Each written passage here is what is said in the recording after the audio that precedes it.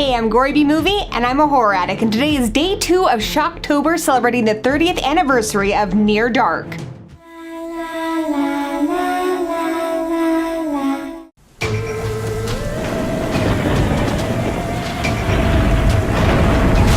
So Near Dark has got to be one of my favorite vampire films of all time. It's gritty, dark, and action-packed. It's a mashup of different genres: Western, vampires, coming-of-age, road trip, and romance. This movie is amazing. It did Southern vampires before True Blood. It did a vampire romance with a title that means dusk before Twilight. And it had a terrifying child vampire before Interview the Vampire. It was directed 30 years ago today by Kathryn Bigelow in her first solo film. Kathryn Bigelow also co-wrote the film with Eric Red, who's best known for writing The Hitcher. And this movie has a phenomenal all-star cast. Adrian Pasdar plays Caleb, and Tim Thomerson plays his father, Loy. You might remember him from the Dahlman and Trancers movies. It also has Joshua John Miller in it as Homer. Not that Homer. Interestingly enough, Joshua John Miller starred in this film the same year his half-brother Jason Patric starred in The Lost Boys. Near Dark also features Lance Henriksen, Bill Paxton, and Jeanette Goldstein, who all starred together in Aliens. Kathryn Bigelow was married to James Cameron at the time she made this film, so he suggested she use his cast, and she did. Cameron also makes a brief cameo in the film, and there's a little Easter egg where you can see aliens on the marquee of the movie theater. So after 30 years, does this vampire classic hold up? Well, I'm gonna give you guys a rundown of the plot, and then we're gonna talk about the good, the bad, and the gory.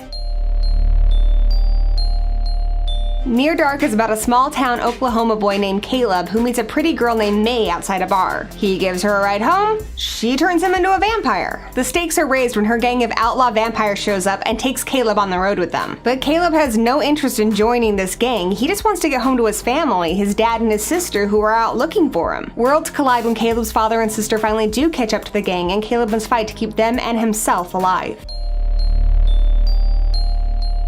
Near Dark isn't another vampire movie that wastes half the screen time on exposition. Not once do they ever mention the word vampire or explain the vampire's abilities or weaknesses. And beyond a few hints, there isn't really even a lot of backstory on the characters. We are thrown right into this story. The lack of exposition and backstory wouldn't work in a lot of movies, but in this movie it helps keep it very present and very real. It feels like you are experiencing this movie with the characters. And I love the vampires in this movie. They are gritty, they're mean, they're badass. You won't find any of the standard vampire cliches here. These guys are brutal and bloodthirsty. The vampires are terrifying, but they're also very charismatic, especially Jesse and Severin, played by Lance Henriksen and Bill Paxton. And I gotta say, this is one of Bill Paxton's best roles ever. He's so intense and crazy, and even though he's completely evil, he's just so damn likable. And I love Lance Henriksen too. He's just so gritty and intimidating, and he has these long, mean stares that just pull you in. And while Severin and Jesse were my favorites, there is not an unlikable character in this movie. From the bit parts to Caleb, even the dad and the sister, which could have easily been done wrong. But Caleb's family are the heart of this movie, and they're the reason that we root for Caleb to find his way home. What I love about Near Dark is you can tell that so much passion went into every element of this movie: the writing, the directing, the acting, the cinematography. The night scenes in this movie are gorgeous. They combine moonlight and fog, and they create this dark, foreboding atmosphere that reminded me a lot of the original Dracula movie. The beauty of this film extends to the score and the dialogue as well. The score is by Tangerine Dream, and it really captures the tone and the pacing of the film. It has this very steady, foreboding rhythm to it that makes the movie feel like it's always moving forward. This is also a very quotable film with some fantastic lines.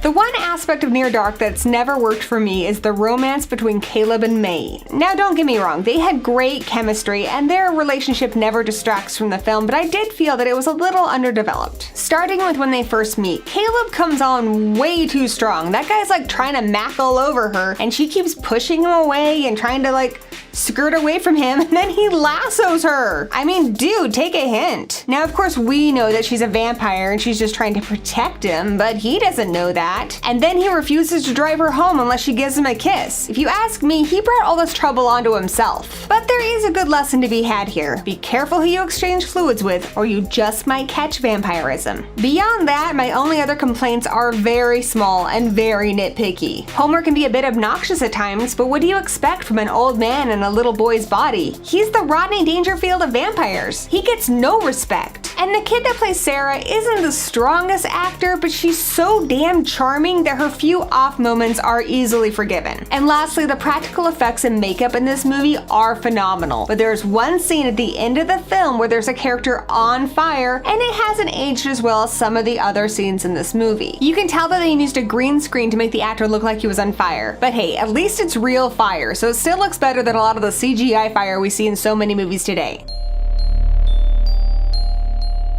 The gory is another area of this movie where we see all those vampire cliches thrown out the window. To begin with, this isn't one of those vampire movies where they slink around all sexy-like and try to seduce their victims. These vampires don't rely on sexuality to get what they want. They see what they want and they take it. And they're not clean with their kills at all. This isn't one of those vampire movies where all you get is a little trail of blood from their neck. No, people are spurting blood like burst kegs all over this movie. And Near Dark is rated R, and not for sex like a lot of vampire movies, but for violence. In fact, there's not a single sex scene in the movie. If you want a vampire movie with sex and boobs and all that stuff, there are plenty out there, but this is not that movie. This movie is grisly and violent and very graphic. There's people getting cut up, shot up, burned up, and kicked to shit. It's the violence of this film that makes it so scary. It's intense, as evident by its impressive body count, a whopping 10 on-screen kills.